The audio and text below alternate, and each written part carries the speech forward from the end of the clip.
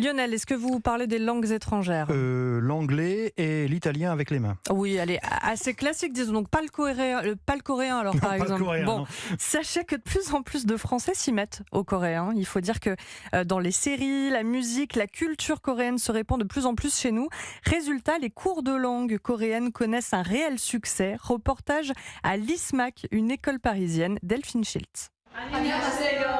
Des mots projetés au tableau, traduits en hangul, l'alphabet coréen. Aujourd'hui au programme de ce cours intensif, les verbes au présent et entre deux, toujours un peu de prononciation. La France, en coréen, c'est France. Parce que les Coréens ne peuvent pas prononcer F. Depuis 2018, Ain enseigne avec enthousiasme sa langue maternelle qui vit un âge d'or. Au début, quand je suis arrivée en France, les Français, ils ne savaient pas différencier entre la Chine, la Corée, le Japon. Là, si je compare, le regard, c'est beaucoup changé. La plupart des apprenants coréens, ce sont des gens qui sont passionnés à la culture coréenne. Des phénomènes comme la série Squid Game ou le groupe de K-pop BTS ont boosté l'apprentissage de cette langue rare.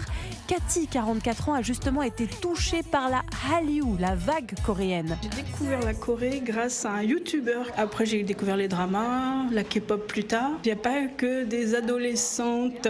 Tout le monde est fan de K-pop à n'importe quel âge. Je pense que la Corée, ça fait un peu comme les États-Unis dans les années 70-80. Ça va devenir un très haut niveau dans pas longtemps. Un succès aussi qui se déploie chez les plus jeunes. En France, le nombre d'apprenants du coréen dans le primaire et le secondaire a triplé en 5 ans. Du coup, j'ai essayé de prendre un petit cours en accéléré, moi, ce matin, pour vous souhaiter une bonne journée. Bon essai. Bon essai.